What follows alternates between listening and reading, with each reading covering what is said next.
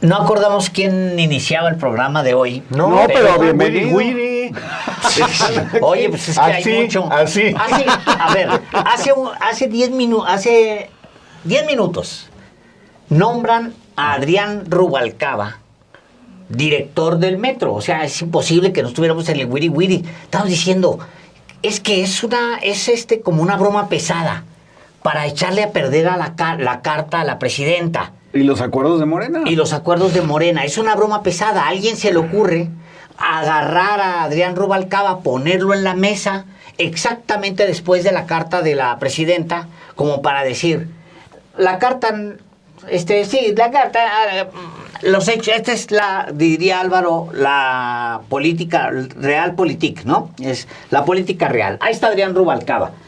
Entonces, vamos a hablar pues sobre la carta de la presidenta Morena, sobre el Congreso de Morena propiamente, sobre el tema del planteamiento de Taibo, que puedes, a quien no le caiga bien Paco Ignacio Taibo, puede criticarlo todo lo que quiera, pero que es claro siempre, nítido, directo, a la cabeza lo es, que lo que dice es, aprovechemos para sacar a la basura.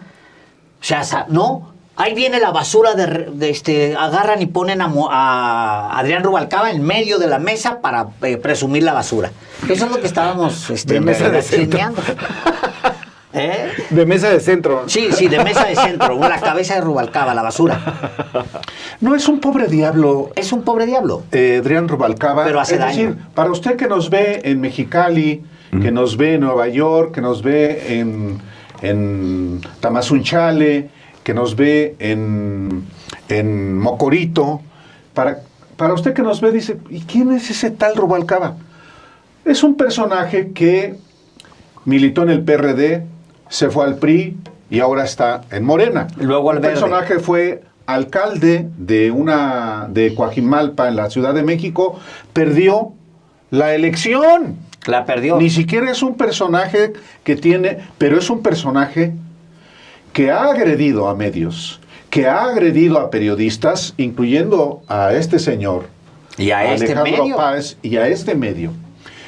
Y entonces, cuando hoy se hace oficial lo que era una versión desde que asumió la jefatura de gobierno Clara Brugada, uno tiene derecho a decir, caray, este es el cambio ofrecido, esta es la cuarta transformación ofrecida, y este es también parte del proyecto que hoy está en curso tanto en el país como con el gobierno de la Ciudad de México. Yo pienso que en ese sentido, por eso es importante que así como usted que vive en Zacatecas vea impresentables ahí, así como usted que vive en Veracruz que vea impresentables ahí, en Puebla, usted que vive en Puebla, en Jalisco, en Sinaloa, en Baja California Sur, en Oaxaca, dice, entonces, ¿qué está pasando? Realmente hay congruencia entre lo que se dice y lo que se hace, entre la prédica y la práctica, ante los dichos y los hechos. Y en efecto, el nombramiento, como dice Alejandro, el nombramiento de Adrián Rubalcaba, se produce exactamente cuando está comenzando algo que es muy sano, la discusión de lo que aprobó el Consejo Nacional de Morena el domingo a partir de una carta de la presidenta Claudia Sheinbaum sobre preocupaciones de Morena. Y entonces sí es un contrasentido, sí es una bofetada a ese espíritu de cambio que implica un conjunto de señalamientos, un decálogo enviado por la presidenta que hace suyo Morena en un Consejo Nacional celebrado el domingo. Sí, yo creo, bueno, a ver, yo siempre me pregunto dos cosas cuando pasan estos acontecimientos. Uno es, bueno, efectivamente, digamos, las personas pues no llevan, digamos, con ellos la contaminación a donde van, digamos, ¿no? Es decir, para poner un ejemplo, cuando los maoístas se fueron al PRI con Rosario Robles, pues el PRI no se volvió maoísta. Cuando tú traes un priista a Morena, pues Morena no se vuelve priista. Yo creo que ahí hay algo que más bien pertenece al entorno de lo simbólico. Pero siempre me pregunto, cuando pasa eso, es ¿por qué el personaje invitado, ya sea de candidato o al gobierno, no explica públicamente en una rueda de prensa por qué se cambió del PRI a Morena? ¿Por qué? ¿Qué lo llevó a eso? ¿Y a qué se compromete frente a la gente? Bueno, y la otra cosa que siempre me pregunto es, ¿qué necesidad tienen, por ejemplo, en este caso Clara Brugada, el gobierno del DF, de poner a Rubalcaba al frente del metro? Que lo explique. Yo estaría con una explicación así de, bueno, es que el sindicato del metro es priista y después de los boicots y los sabotajes y etcétera que hubo durante la campaña, ¿no? Bueno, pues decidimos que este señor es el único que puede controlar a estas bestias, o para que garantice, ¿no?, que haya mejores boicots, porque esos estaban muy chafas. Bueno, esas dos preguntas siempre se me ocurren.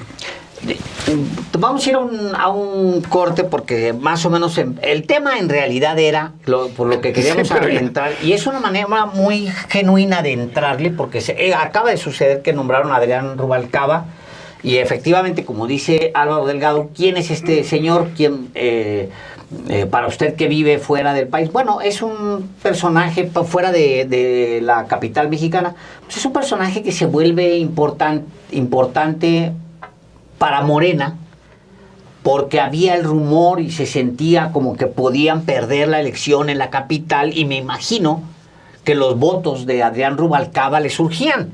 Y entonces fueron por Adrián Rubalcaba, lo convencieron, y por un acuerdo político, oiga usted lo que le voy a decir, si usted es capitalino, vamos a tener a un priista, todavía peor, es alguien del Partido Verde, o sea, les aventó... Golpeó al dirigente local en su momento del PRI, mandó hordas de golpeadores, porque es ese tipo de personaje que golpea, que envía hordas de golpeadores al presidente del PRI, le armó una campaña de una guerra sucia en las redes pagada, una guerra sucia pagada en redes sociales donde lo tachaba de homosexual, al que era el dirigente del PRI, terminó peleándose con la estructura del PRI y se brincó con el aliado cómodo de Morena, porque ahora pues quieres meter a un impresentable, quieres meter a un corrupto, a un podrido, lo metes vía el Partido Verde. Eso es lo que hace ahora Morena. Lo incorporas al verde y ya lo incorporas a tus filas. Entonces, el personaje es un agresor de periodistas, de medios de comunicación, lo mismo que con los políticos hace con periodistas. Ahora, como dice también Álvaro,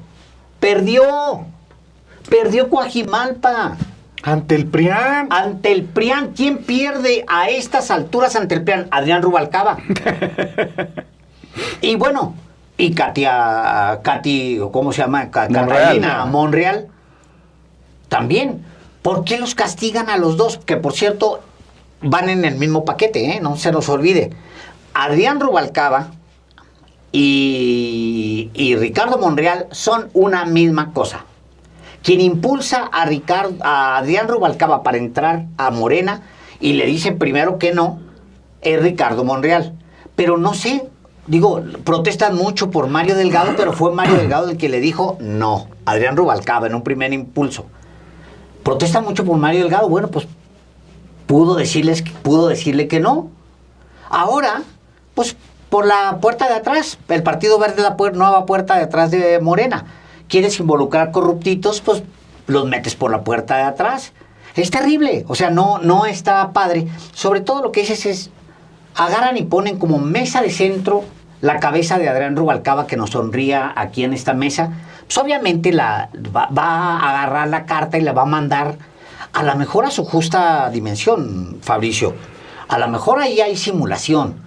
Más porque esa es la cabeza, simulación o farsa o realmente cambio, porque lo que plantea la carta es muy distinto a traer a este agresor a este personaje corrupto, porque lo es, un acosador, óiganlo bien, por la vía judicial, tiene un equipo grande de abogados que permanentemente están acosando por la vía judicial a políticos. Es decir, podemos esperar que a partir de lo que estamos diciendo Sí, podamos... así que nos acosa judicialmente, sí, nada más que lo que no sabe él, o lo va a saber o en este momento, es que no soy, ni somos los mismos de hace 15 años que nos atacó. Ahora tenemos muchísimas más herramientas. Entonces, si quiere un escándalo internacional, lo vamos a armar. En aquel momento, el personaje arma una campaña horrible contra... ¿Qué pasó, Alejandro? Pues mira, muy rápido, porque tampoco es el tema. Muy rápido. Él, le publicamos una foto donde él aparece como soldado, como armado, como militar, con un rifle. Pues es un personaje muy violento, como ya sabemos, golpeador. Se publica la fotografía y entonces la fotografía manda a él abogados a las oficinas de entonces nacientes, sin embargo, abogados junto con camionetas, ya sabes, en las esquinas, guaruras parados en las esquinas, a vigilar, sin embargo, durante 24 horas, tal cual, así. ¿Y él era entonces qué? Él ya se había apoderado de Coajimalpa. En ese momento ya era alcalde de Coajimalpa, porque acuérdate tú que ese es un coto de él. Él se apropió hace unos 20 años, tiene más o menos. Pero que se perdió. apropió. Hasta que perdió. Hasta que perdió. Ahora, bueno, y mantuvo ese acoso hasta que yo personalmente fui a la Procuraduría a tratar de buscar ayuda, pero te vas dando cuenta que todos los jefes de gobierno, y cuando digo todos es absolutamente todos los jefes de gobierno, Adrián Rubalcaba tiene la habilidad de ofrecerle siempre algo a cambio. Algo a los jefes de gobierno. A todos. Siempre a todos. Puedo decir casi cada uno qué les ofreció. Esto último obviamente suena acuerdo político. Es un acuerdo político. Les dio votos, pues bueno, ahí está, el metro. Yo leí ahorita... El metro, además. Yo leí ahorita... Él empieza con una cosa. Bueno, eso brinca a una segunda etapa que es más violenta todavía. Él empieza una campaña contra todo mundo, sin embargo, pero en particular, obviamente, lo personaliza conmigo. Entonces, empieza a subir memes y fotos truqueadas con cabezas, así tal cual, de violador, por ejemplo, ¿no? Me acuerdo mucho una donde estamos Paco, Taibo y yo, que sube un equipo de él que está vinculado con Televisa. O sea, el nexo de Televisa que denuncia a Carmen Aristegui de campañas sucias, ese existe, es real. Y Adrián Rubalcaba lo sabe, porque al personaje, yo personalmente fui a hablar con Leopoldo Gómez. Le dije, oiga, se lo digo porque lo voy a publicar y quiero su versión. Conseguí sentarme con él diciéndole, traigo una bomba que le quiero plantear antes de soltarla. La voy a soltar. Y me senté y le dije, ¿es este señor? La nota que tú ves publicada dice, Televisa despidió a la persona. Él tenía fotos con celulares de las campañas para servirle, con 200, 300 celulares, como se hacían antes las redes de bots. Conectadas así. Conectadas en serie. Bueno, luego crece la campaña, se vuelve acoso judicial. Yo me voy hasta la FEADLE, sin embargo nos vamos a la FEADLE, pero hay personajes involucrados ahí en medio. Muchos personajes, abogados corruptos, es una red enorme de abogados corruptos. Él siempre gana todas. A la que fue secretaria de Turismo de Claudia Sheinbaum, la conduce a la humillación de obligarla a pagarle a él, porque denuncia aquí y en el periódico El Universal que ella ¿quién es el personaje? Entonces mete un equipo entero de abogados a Rubalcaba. ¿Que quién los paga? ¿Él? No, claro que no los paga él. La alcaldía de Coajimalpa ha tenido siempre, ha pagado los abogados. Por eso es que es un tipo que puede utilizar el acoso judicial y luego tiene jueces y luego tiene, bueno, en su momento, y ahí las organizaciones que me ayudaron lo detectaron.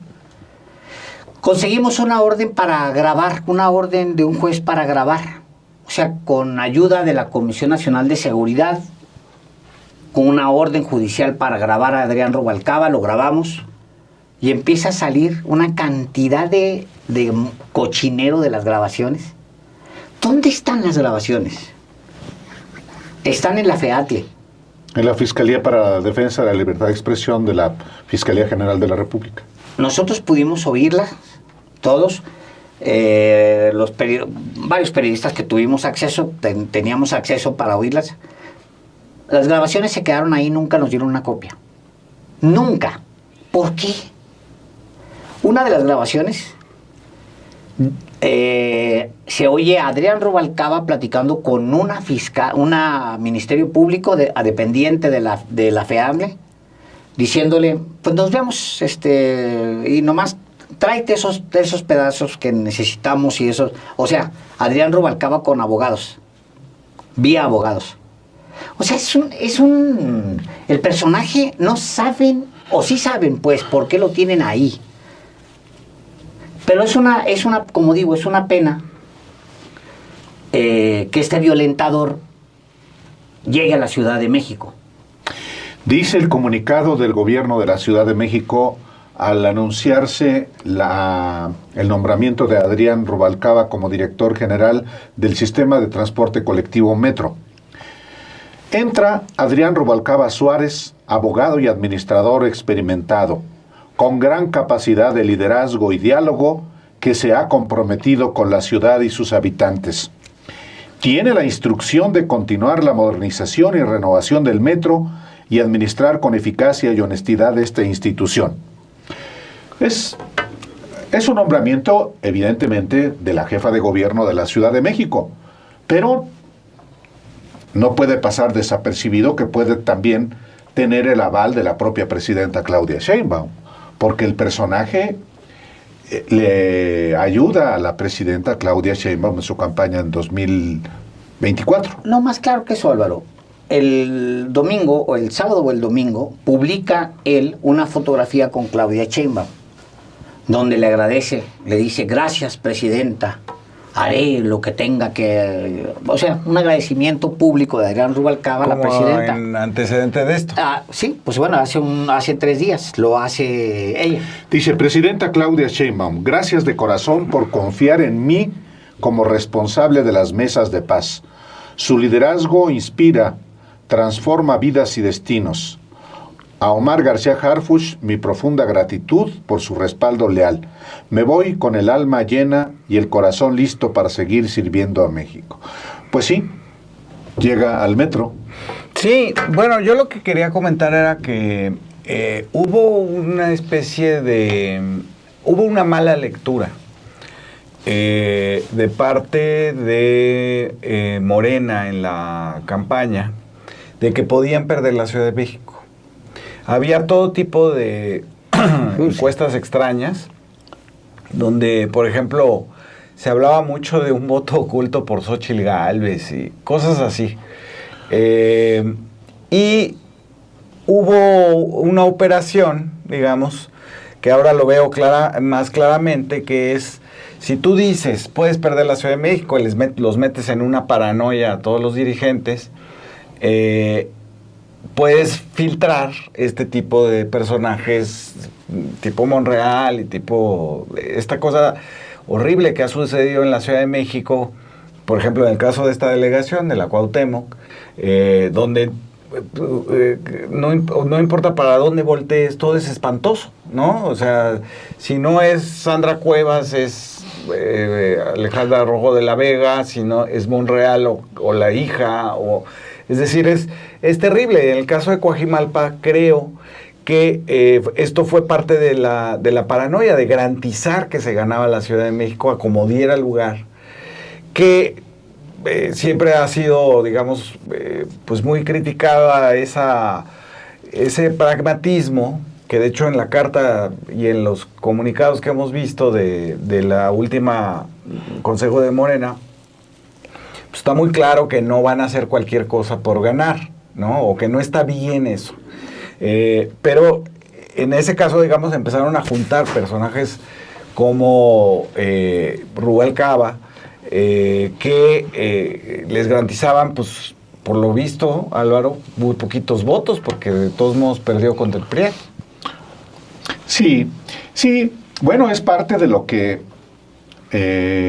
está discutiéndose en curso en muchos ámbitos, porque apenas va a comenzar realmente la discusión de lo que aprobó Morena en su Consejo Nacional del domingo, y pues sí, pero pues si comenzamos con este tema es precisamente porque es parte de lo que hace tener dudas sobre la autenticidad de la profundidad del cambio.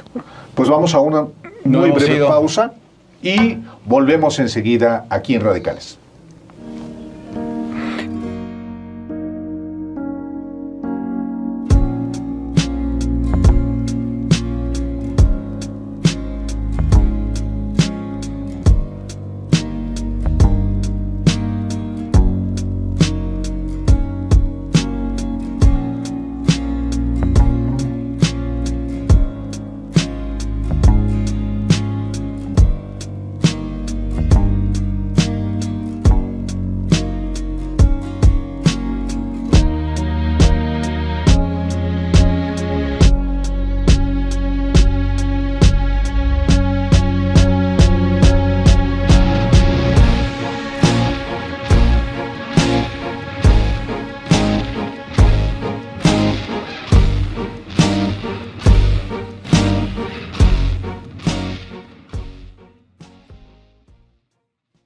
Adrián Rubalcaba Suárez, político de trayectoria polémica, ha sido designado como nuevo integrante del sistema de transporte colectivo Metro de la Ciudad de México, a pesar de no contar con experiencia en el sector. Su nombramiento genera inquietud, dado su historial de señalamientos por agresiones a periodistas y opositores, incluso dentro de su propio partido. Rubalcaba ha transitado por distintas fuerzas políticas a lo largo de su carrera. Recientemente dejó el PRI tras no ser elegido como candidato para la jefatura de gobierno de la Ciudad de México en el proceso electoral de 2024. Esta aspiración la ha perseguido por años y su exclusión lo llevó a sumarse al proyecto de Morena, el partido en el poder. No es la primera vez que Rubalcaba cambia de partido al no conseguir una candidatura. En 2012 abandonó el PRD cuando no fue postulado como candidato a la entonces delegación Coajimalpa, una zona estratégica tanto por su sector corporativo como por su territorio rural. Posteriormente se unió al PRI, que sí le abrió esa puerta. En diciembre de 2023, junto a figuras como Erubiel Ávila y Alejandro Murat, Rubalcaba se adhirió a la campaña de Claudia Sheinbaum. Esta incorporación causó controversia, ya que la propia Comisión Nacional de Seguridad lo había señalado por su presunta responsabilidad en ataques a periodistas, según un informe oficial. En 2015, la Fiscalía Especial para la Atención de Delitos contra la Libertad de Expresión abrió un expediente en su contra por agresiones contra medios como Sin Embargo y Aristegui Noticias. También fue grabado con autorización judicial ordenando campañas de ataques digitales contra periodistas y políticos opositores. Rubalcaba también ha sido vinculado con los Claudios, un grupo de choque relacionado con actos de violencia, extorsión y secuestro. Este grupo operaba en Coajimalpa y fue denunciado por atacar a empresarios y opositores políticos durante su mandato en la demarcación.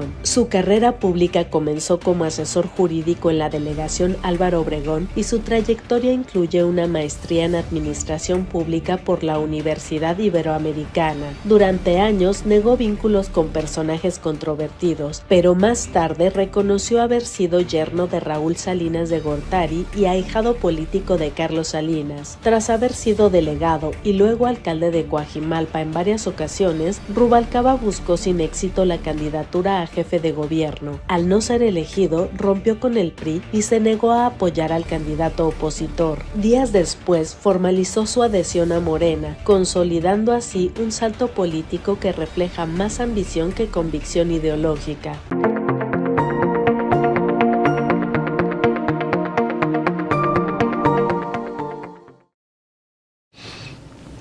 pues es el personaje.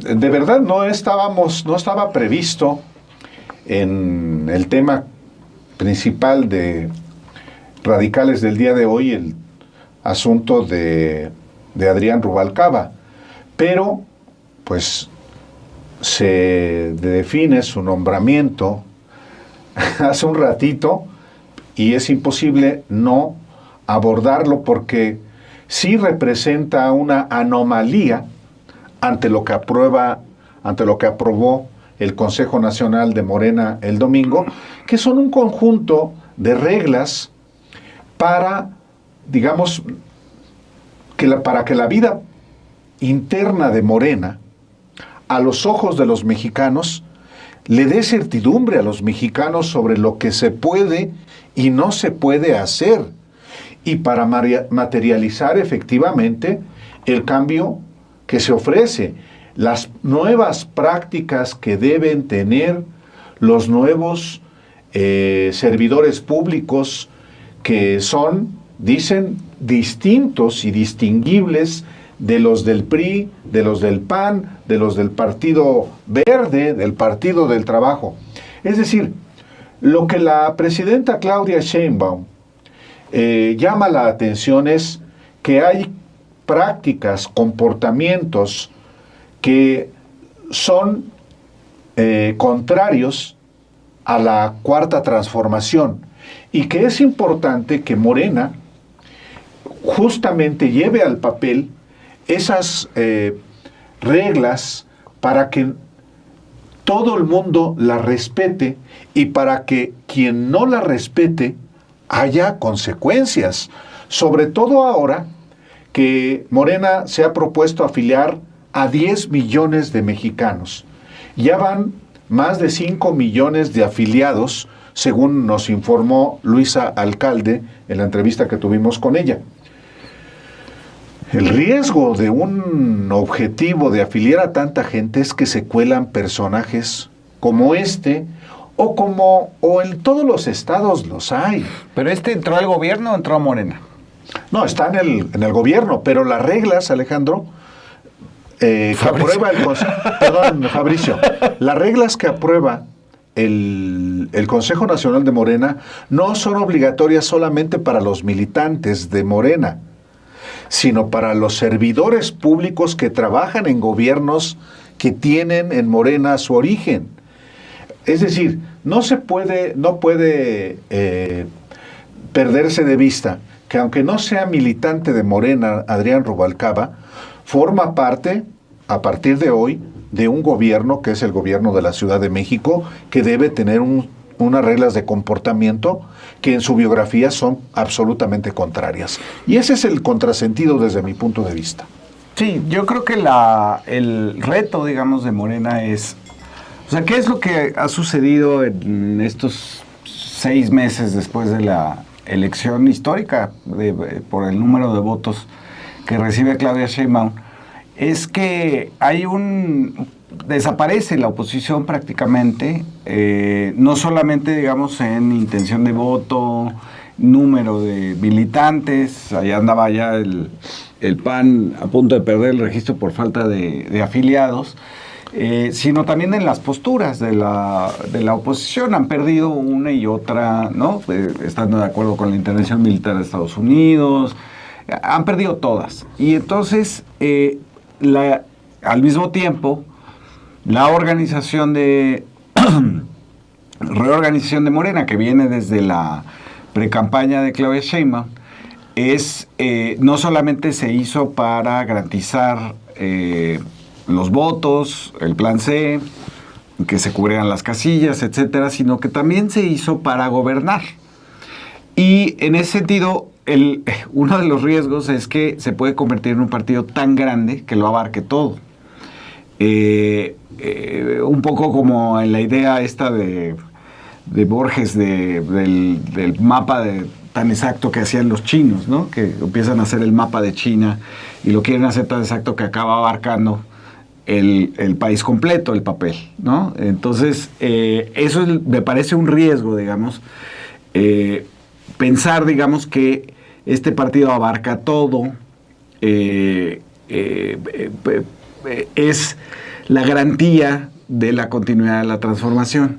Yo creo que es un error.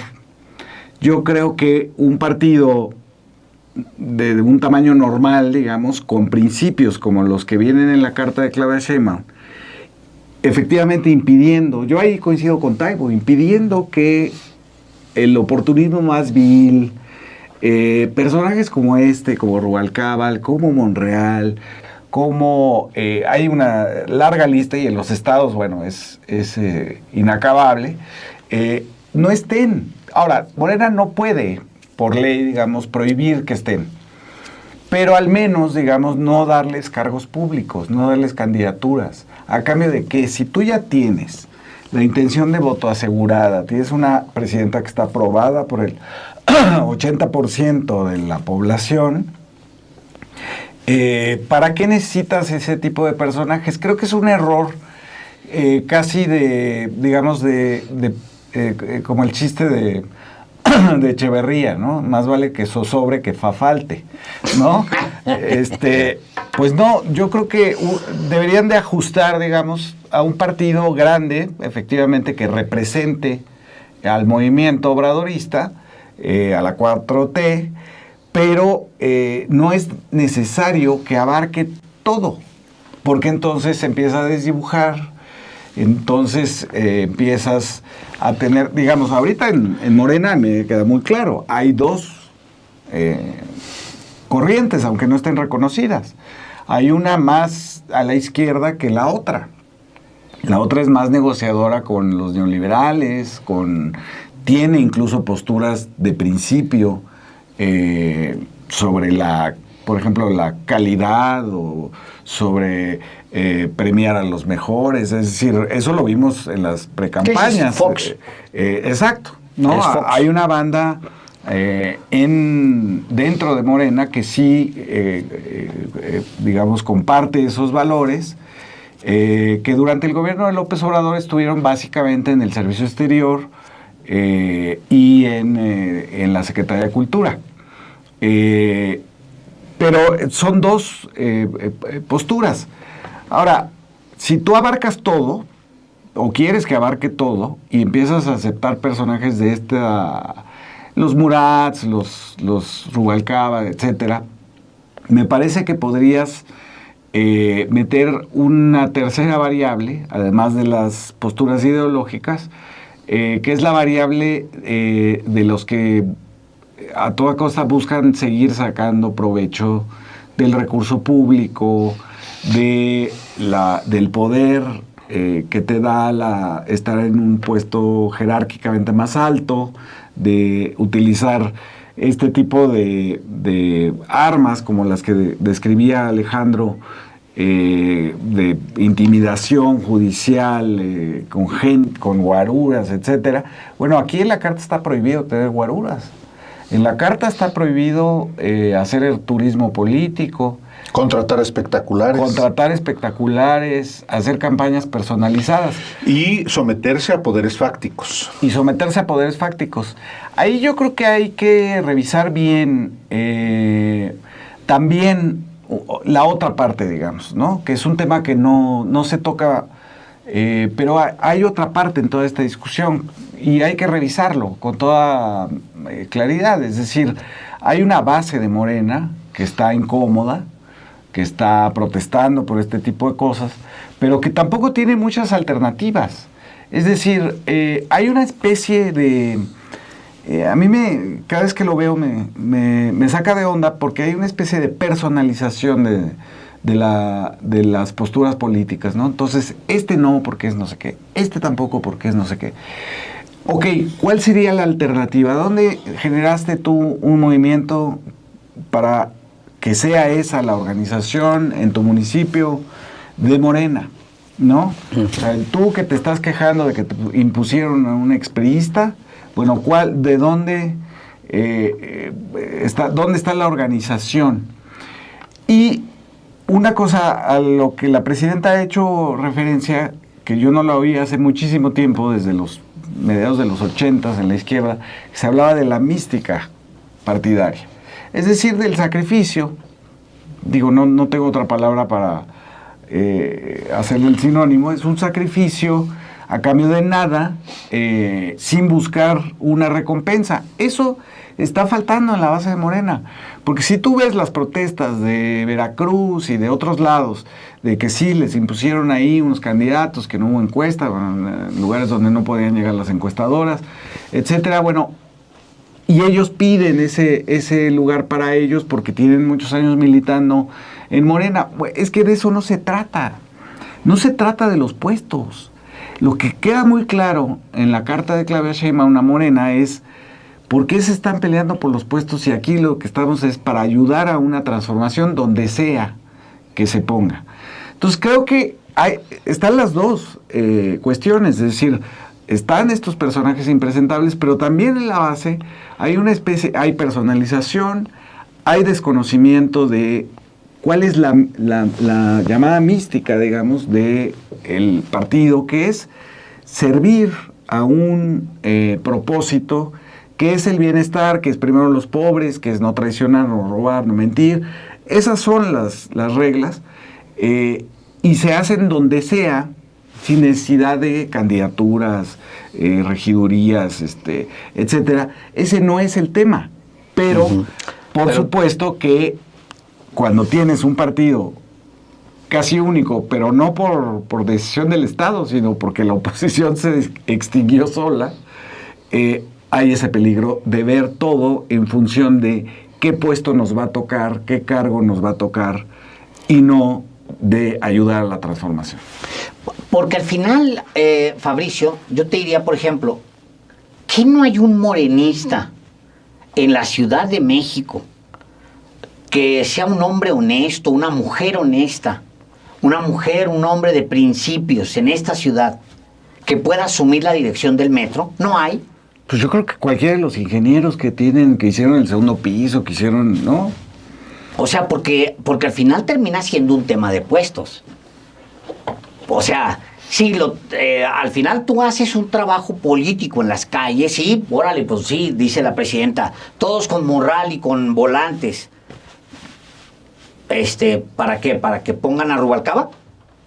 Esa es la respuesta que cualquiera podría dar, porque terminas diciendo, asumiendo de que sí, el premio es para que lo cobre alguien más, ¿o cómo está? Bueno, tendrías que empezar por pensar que no es un premio, o sea, que no hay premios, pues. No, bueno, que es una cosa que tú haces por convicción. Si tú le das un puesto como ese, donde hay mucho dinero, en efectivo, en las cajas, o sea, no se nos olvide que es el metro. El metro ha sido tradicionalmente un recolector de monedas. El gran recolector no existe en la capital mexicana. Y yo creo que en el país, una institución que recoja más dinero en efectivo que este. O sea, el metro recoge centavos, pesos, billetes, todo de la calle, de la gente. O sea, para empezar, digamos, ¿no? Es decir, y se lo entregas a un priista, ¿lo conviertes en qué? En la posibilidad de un negocio. El metro. Entonces no puedes disasociar el llamado a vámonos a repartir volantes con la idea de que le entregas a un priista proclive a actos inmorales, le entregas lo que para muchos sería la joya de la corona de la Ciudad de México, que es el metro, donde está el efectivo, el dinero. Entonces, que es una traición. Mira, me llamó mucho la atención. Yo decía, dice el Monero Hernández justamente... Por esto no votamos. Es correcto, en su tweet, sube un tweet enseguida, sube el breaking news. Ahí está. Es vuelve el PRI a la CDMX, por esto no votamos. Bueno, en realidad ni siquiera vuelve el PRI al metro, el metro está controlado por el PRI. El sindicato es del PRI, sí. Y ahora un priista asume la dirección del metro, entonces le entregan a un PRI muy particular, corporativo, y a un agresor como Adrián Rubalcaba le entregan el metro. Entonces, ¿qué se configura ahí? ¿Cómo lo razonas en función a la carta de la presidenta? Mira, me regreso al tema porque es muy interesante, muy apasionante la parte, digamos, ideológica del núcleo de Morena.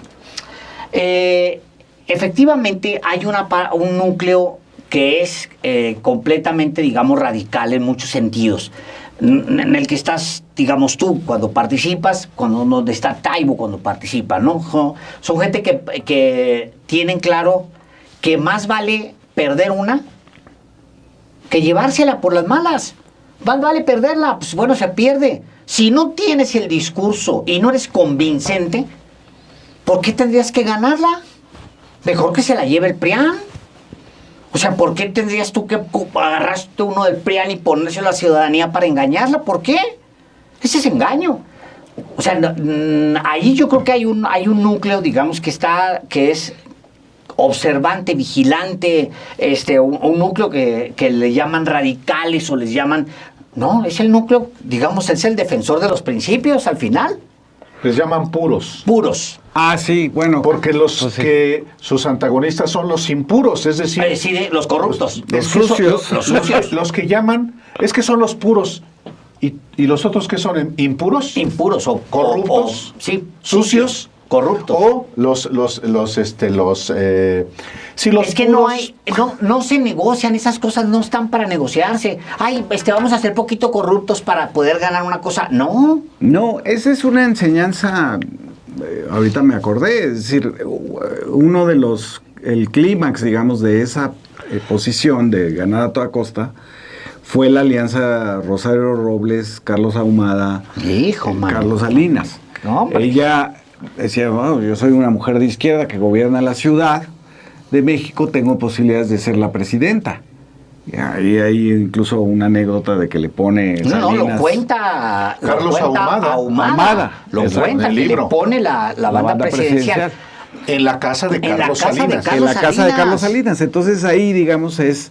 Ok, tú podrás ser muy de izquierda, pero ya dejaste de ser de izquierda en ese momento. Es decir, hay un límite al pragmatismo al que puedes llegar para conseguir una posición que, por supuesto, si te esperas, llegas como López Obrador. Es decir, después de fraudes, después de ir 3 veces a cada municipio, después de todo lo que le pasó, sin renunciar a nada, porque llegas fortalecido. ¿Cómo hubiera llegado Rosario Robles si la apoya Salinas de Gortari? No, hombre, pues ¿cómo? Pues nada, amarrada, ¿no? Entonces, esa es un poco la enseñanza. Es una enseñanza moral, si quieren, de pureza, no sé, pero también políticamente es muy poco aconsejable que hagas alianzas inconfesables para obtener el objetivo. Que tengas que estar premiando, como el caso de Rubalcaba. Que tengas que estar luego repartiendo. ¿Sí? Déjame regreso al planteamiento del núcleo Mira, yo siento a veces que por la historia de la izquierda en el siglo XX mexicano, e incluso en el siglo XXI, donde las posiciones, donde la izquierda siempre estaba con el temor de que eran pocos y además se peleaban entre ellos. Siempre ese era lo que perseguía a la izquierda. O sea, agarro y expulso por una carta, expulso a Revueltas y además lo acuso de que él directamente está negociando con otro grupo allá, mientras que nosotros no oímos a otros. Y también era una discusión sobre los puros. Porque Revueltas regaña al Partido Comunista. No me acuerdo bien en una de sus textos, no, porque lo expulsan 2 veces. Hay una discusión ahí de que somos 3 y luego nos dividimos. No puede haber sectarismo, porque entonces sabemos 3 sectas. Somos 3 los que estamos ahorita dentro del Partido Comunista, pues va a haber 3 sectas. ¿Tú te acuerdas de eso que decían, no? Cuando hay 2 trotskistas discutiendo salen 3 corrientes. Sí, claro. No, y es cierto. Es muy probable que uno de esos sea por un lado una y otra. Entonces, había este trauma que se extiende hasta nuestros días, al final, que es un trauma de la izquierda, aguas ahí, partidista. Esos traumas no son de la izquierda social. No.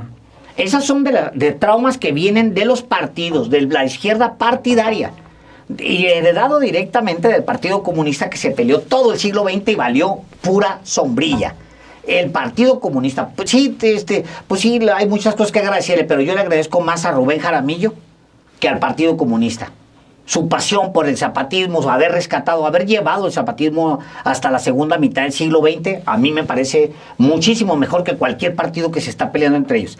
Pero cuando tú ves la discusión al interior de Morena, de que no sectas, no... Y este pragmatismo que parece se transforma en voracidad, de que todo... Vámonos por todo, no le hace que sea Armenta nuestro gobernador, no le hace que sea Gallardo nuestro gobernador, no le hace que sea otro de los Monreal, no le hace que le tengamos que entregar. El resultado de eso es una bomba. Es una bomba ideológica y es una bomba a la hora de hacer el gobierno. Y concluye con esto. Vean usted lo que pasa en esta alcaldía, en la Cuauhtémoc. Esa alcaldía pasó por manos de Ricardo Monreal y ¿saben qué sucedió? Se la quitó cualquiera. Sandra Cuevas se la quitó a Morena. Y luego después pasó a manos de Catalina Monreal. ¿Por qué? Pues ¿por qué? Pasó por Ricardo Monreal, por el pragmático mayor. Bueno, la realidad de las cosas es que hoy Morena es un partido con una enorme fuerza nacional. Es el partido que gobierna este país, la mayoría de los estados de este país, que tiene una representación parlamentaria contundente, un poder constitucional como solo el PRI lo llegó a tener. ¿Por qué digo esto? Justamente el tamaño del poder que tiene Morena le obliga efectivamente a identificar perfectamente las malas prácticas, los vicios, que si se les deja que continúen, entonces sí descomponen a ese partido político. Es una preocupación de quienes son sus dirigentes, de unos más que otros, precisamente generar generar reglas que sean respetadas por todos para que no se desborde. Claro, pues la izquierda en México ha cambiado. La izquierda social no se propuso tampoco tomar el poder político. Se transforman en partidos políticos porque solamente por esa vía se puede conquistar el poder público. ¿Para qué quieres el poder?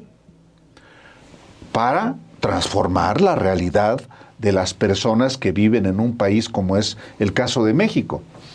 Dicho lo anterior, la preocupación de que se reproduzcan los vicios del PRI y del PAN en Morena está siempre presente. Lo hizo el propio López Obrador dentro del pragmatismo que él impulsó de manera particular hacia la elección del 2018 y lo ha hecho la propia Claudia Sheinbaum. El caso de Rubalcaba tiene que ver con ese pragmatismo, efectivamente, el riesgo de que eventualmente pudiera perder la capital de la República. Y después, inclusive, del proceso interno que ganó Omar García Harfuch y que él prometía arrasar en la ciudad, no tanto Clara Brugada, que veían, que decían, es que, híjole, con ella va a estar difícil. Que esa viene de la izquierda social. Claro. Efectivamente. Entonces, hoy, ¿por qué apenas en septiembre del año pasado López Obrador envía una carta también, aparte de Claudia Sheinbaum, en ese congreso que elige a Luis Alcalde, Claudia Sheinbaum manda un decálogo que ahora reitera en la carta. Pero López Obrador también envía un mensaje en el que dice, fortalezcan la hermandad, el compañerismo y la institucionalidad en el partido. Mantengan siempre la unidad, la humildad y la honestidad. Y ojo, no permitan que los antiguos vicios y perversiones de la política florezcan en nuestras filas. Eviten la prepotencia, el sectarismo, la búsqueda del poder por el poder, la soberbia, la corrupción, el nepotismo y el sectarismo. No roben, no mientan, no traicionen nunca al pueblo y sigan construyendo la nación soberana, democrática, justa, libre y amorosa que imaginamos cuando empezamos nuestro caminar.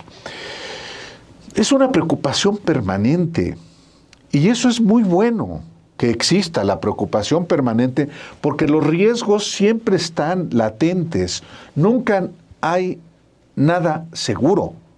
Siempre está la tentación de los cargos. Y además hay que verlo también, la búsqueda de cargos y de posiciones.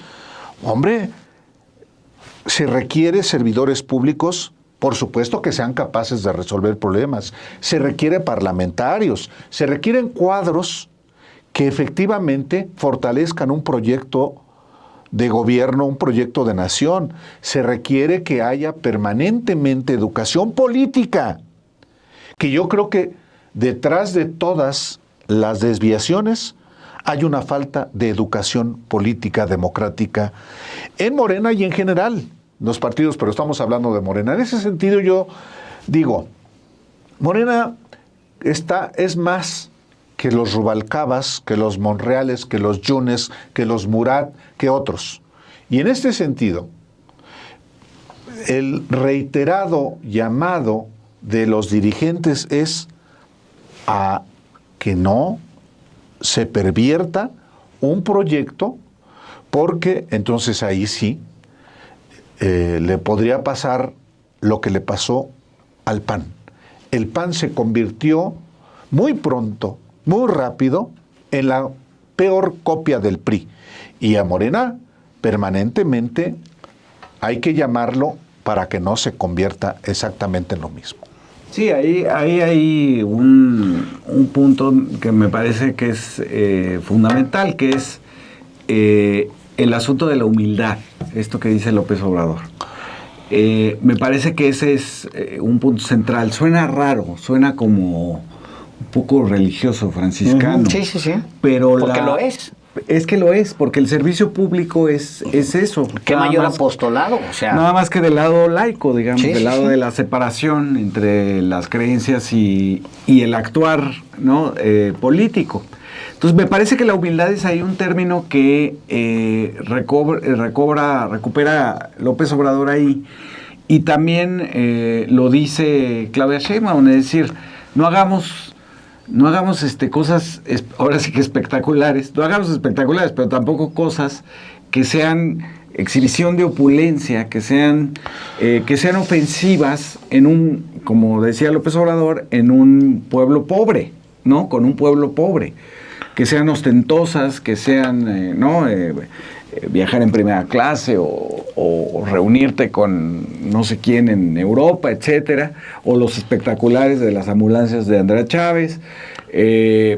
No hagan eso, no por un asunto, ahí es donde está, por eso el programa se llama así, ¿no? Es decir, tendría que ser de fondo, ¿no? Con una convicción de que eso está mal en un país de pobres, que el movimiento obradorista se levantó a partir de la conjunción de muchas demandas en torno a un tronco común, que era la lucha contra la corrupción, que era, no queremos estos gobiernos ostentosos, no queremos a Peña Nieto, no queremos a Fox, no queremos a Calderón, no queremos eso. Y el movimiento es muy moral en el fondo, ve la política como una expresión de la moral. Algunos se espantan porque usamos la palabra moral y dicen no, la ética, la moral, lo que está bien y lo que está mal. Y entonces, en ese sentido, digamos, creo que Morena, me parece bien lo que dice Álvaro, es mucho más que eso. Efectivamente, cuando los maoístas se fueron al PRI, el PRI no se volvió maoísta, pero hay que cuidar, porque pensemos en el PRI. ¿Cuándo el PRI? Ahora sí que ¿cuándo se jodió el PRI? ¿No? Bueno, nació un poco jodido, pero ¿cuándo el Partido Nacional Revolucionario empezó a dejarse ir hacia los cargos, el dinero y ya francamente la corrupción? Y ya cuando llega el PRI, digamos, ya cuando es Miguel Alemán, después de Lázaro Cárdenas, ya cuando es Miguel Alemán, ya es ellos ya son parte de la élite, ellos crean la élite empresarial, tienen información privilegiada de la construcción de Acapulco, de Ciudad Universitaria, todo lo que pasó en el alemanismo, se hicieron de fortunas y son las familias que ahora gobiernan, tienen la riqueza del país, son las rescatadas por el FOBAPROA, son las mismas del alemanismo. Algunas vienen desde el porfiriato, pero la mayor parte son del alemanismo. Alemanistas, sí. Y entonces los Bayeres y los Ballesteros y los todos. Entonces, ¿cuándo se empezó a pervertir el PRI? Pues ahí, efectivamente. Cuando no solamente no había reglas ni principios morales para el ejercicio de la política, sino que Miguel Alemán fomentaba esto, porque estaba creando una burguesía que era la de él, ¿no? Y en ese sentido creo que ha hecho bien el 4T en no crear una nueva burguesía mexicana o una, ahora ya sería, ¿no?, los rentistas financieros, ha hecho bien, pues, en no meterse en ese asunto, porque ahí es donde, en ese entramado, se da todo tipo de corrupción, porque es corrupción de altos vuelos. Pero también me parece que tiene que estar reiterando, nuestro papel, digo, que nos digan puros, a mí no me importa, pero nuestro papel es ese. Nuestro papel es vigilar cuando hay desviaciones de eso que es la profundidad de por qué se formó el obradorismo, que es un movimiento en contra de la corrupción, en defensa de los vulnerables, de los más pobres, etcétera, que fue la sustancia, digamos, misma del inicio del obradorismo cuando el desafuero. Me parece que, pues, el papel de algunos es estar vigilantes a eso. Como está Hernández, al que le dijeron monje, al presidente López Obrador le dijo, usted es un monje. Le dice, el presidente, sí. Pues sí, pues ese es el papel de un monero. Está bien. ¿No? Pues sí. Mira, ¿cuánto se pudre el PRI? Nomás se aguanta un sexenio, en realidad. Un sexenio, el de Cárdenas. Porque hacia atrás de Cárdenas hay una cosa rara de la posrevolución que no termina. Todavía hay, de hecho, combates armados. Digo, al general Cárdenas hay levantamientos. Sí. O sea, al general Cárdenas le toca enfrentarse a Zedillo. Saturnino Zedillo. A Saturnino Zedillo. O sea, todavía enfrenta a Saturnino Zedillo. Y es en realidad un gobierno el que tiene el PRI. Uno, no más, ¿eh? Hacia atrás. Sí, tienes algunos con dignidad. No me acuerdo de este presidente que termina pobre en Estados Unidos, uno de ellos que se rebela y se levanta, de hecho, hasta en armas, pero pues pierde porque no tiene ni un arma. Se levanta en armas sin arma. Es ¿cómo se llama el presidente? ¿Fue presidente de la Huerta? De la Huerta. O sea, se va a Estados Unidos, viven de tocar, la esposa toca piano y se regresan, o sea, hay pues una mezcla muy rara de presidentes, de calles, digamos, todo el callismo, hasta que llega mi general y entonces cambian las cosas. El general dice esto y esto y esto y esto y vámonos, y es básicamente el discurso es el de López Obrador. Uh-huh. Con el pueblo todo, sin el pueblo nada. Y tiene una base popular muy grande. La crea. Es el corporativismo. Bueno, que nace con él. Que cae en el corporativismo. Sí. Por eso yo digo que en realidad es un sexenio, Álvaro. Sí, sí. Es un sexenio. O sea, ¿para qué le damos el metro a Rubalcaba? Para que tenga buen diálogo con el sindicato y entonces incorporar un sindicato priista más a los sindicatos que ya controlamos. ¿Cómo? Eso es corporativismo. Uh-huh. Regreso al planteamiento del cuando se jode el PRI. Inmediatamente después. O sea, el general tiene que tomar una decisión en la transición, no es Mújica, y entonces ahí empieza. Es Ávila Camacho, que es un cacique poblano de lo peor, ¿no? Sí, la cara amable, porque su hermano Maximino era el sanguinario, ¿no? Exactamente. Un sexenio dura. Un sexenio dura. Tú dices, qué bueno que la 4T no ha incorporado a una élite de millonarios. espérame, todavía no terminamos. Está empezando el sexenio, todavía no sabemos. O sea, puedes incorporar un Rubalcaba. ¿Cuál es la diferencia de que incorpores a un millonario? A la REA. A la REA, o digo, pues a una versión, pues, de esos personajes. Ahora, me regreso yo al tema de la propiamente de la construcción del proyecto de nación, porque no se olvide que este es finalmente un proyecto de nación, ofrece una opción de cambio.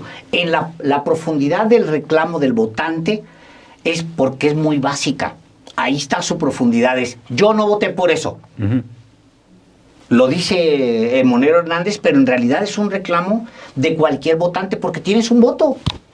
O sea, tienes un voto. Es tu determinación personalísima.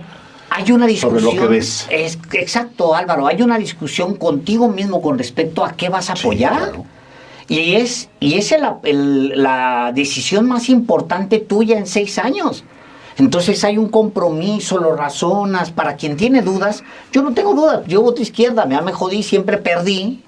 Y luego de repente gana López Obrador, ¿no? O sea, siempre llegabas a la elección con una cierta amargura, pero sabías que era pues un voto decidido, ni modo que votaras por quién. ¿Yo sabes qué me decía a mí mismo cuando ganó López Obrador? Cabrón, así se siente ganar. Es muy raro, pero es cierto. Y había que acostumbrarse, ¿no? Oye, habrá gente, sin embargo, que yo creo que es la mayoría de hecho, que llega, que meses antes supera, por ejemplo, mentalmente. Piensen ustedes en alguien de clase media que dice, que mentalmente dice, chin, o sea, traigo el voto aquí en la mano y lo razona varios días, dice, pues sí, este hombre puede ser un peligro para México. O sea, la televisión le estuvo inyectando eso. Y inyectando que es un peligro para México, es un peligro para México. 20 años. 20 años. Pero trae un voto aquí y dice, pues a lo mejor sí me mintieron y no es un peligro para México y sí representa un cambio. Entonces llega a la urna diciendo, híjole, López Obrador, no me vayas a fallar. Ahí va mi voto. Entonces, cuando tú le pones a un Yunes, a un Rubalcaba, a una Lili Telles, o sea, que impulsas esos perfiles, el votante, es tan sencillo el razonamiento que es el más profundo. Hablando de purismos, pues, ¿no? Que es, yo no voté por eso. Imagínate tú la desilusión de alguien que dice, ay, híjole, la fregada, ¿por qué? ¿Por qué lo hacen? ¿Con qué derecho violentan sus propias promesas? Me la creí y esto me dieron. Sí, pero por eso es importantísimo que se discuta. Sí, todo. No debe haber ninguna idea preconcebida única. En ese sentido, ¿vivimos o no democracia? Porque choca perfectamente con lo que dice Zedillo de la tiranía, que justamente ya salió por pierna Zedillo. Por cierto, ya antes de irnos, pues viene Zedillo a tirar rollo y la encuesta de Demotecnia de las Heras es contundente. Se acabó la discusión. ¡Vámonos!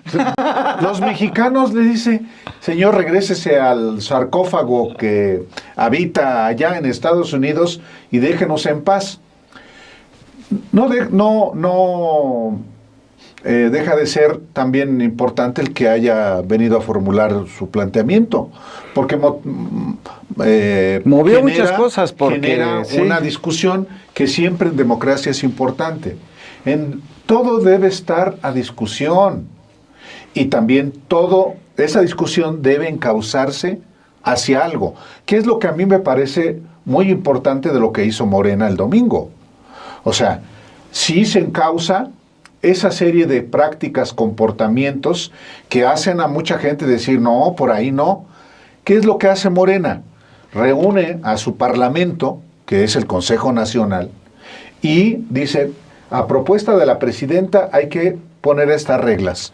Y se ponen. ¿Y qué pasa a los que no la cumplen? Se sanciona. Entonces, ¿está previsto ya en los estatutos? Sí, pero debe haber un recordatorio permanente de qué es Morena, qué les ha ofrecido a los mexicanos y si le está cumpliendo o no. Por eso es importante discutir. Y sí, habrá quien nos caigan más que otros, mejor que otros, pero yo pienso que es finalmente tomar decisiones para que las cosas efectivamente no se corrompan, no se descompongan y no sea una traición a todos los que votaron por esta transformación que está en curso. Sí, nunca confundir esa diferencia que hacen los franceses entre la política y lo político. Creo que es importante esa distinción. Lo político, para eso estamos todos nosotros, los medios de comunicación, los periodistas, ¿no? Los observadores en general, los ciudadanos, estamos para lo político, es decir, los grandes trazos del proyecto nacional que decías y de cómo hay que implementarlo.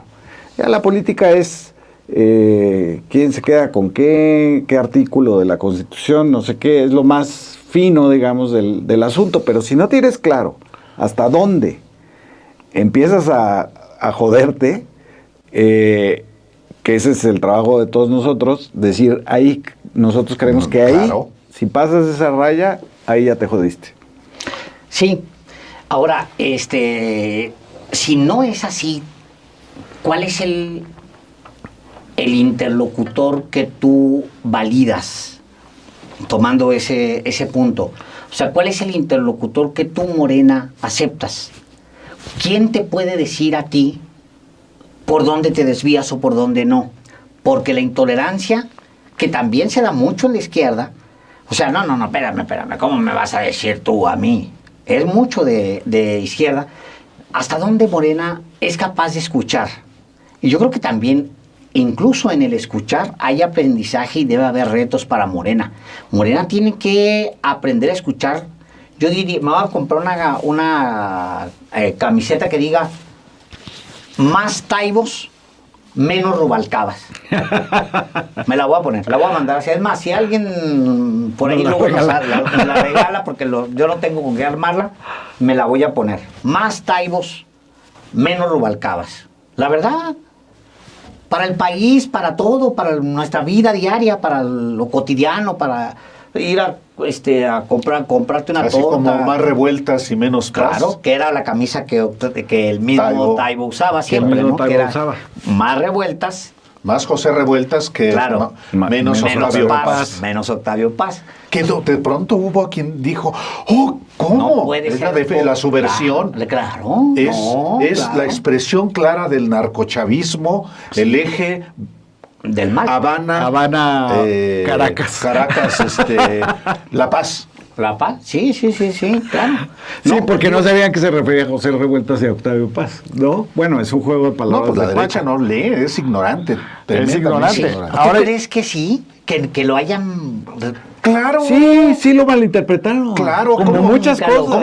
Ve nomás, está en contra de la paz. Sí. Está en contra de la paz y quiere una guerrilla. Una revuelta. Claro, esa era la lógica. No puede ser. No me... No, ¿En serio? Te lo garantizo que no. Pues era eso. Como lo hicieron, como hizo, bueno, no solamente Lili Telles, sino toda la fracción del Senado, del PAN. Es una caterva de ignorantes. Que confundieron un meme de una calavera. Las calaveras. Con la Santa Muerte, ¿no? Entonces decían, son adoradores de la Santa Muerte, no sé qué. Yo también me confundí con eso. Sí, yo también. Pues es un meme muy conocido. Yo tampoco no entendí. Yo dije, ¿qué es eso de la Santa Muerte? Era anterior al viejo lesbiano, que era un meme de una iguana así, que se prestaba para muchas cosas. Es un tipo de humor muy extraño, el de los memes. Pero era, pues sí. Yo caí. En fin, era la calaca que uno esperaba que la mamá le sirviera el desayuno, entonces estaba la calaca ahí, ¿no? Entonces ya se había envejecido, ¿no? De que la mamá no le servía el desayuno.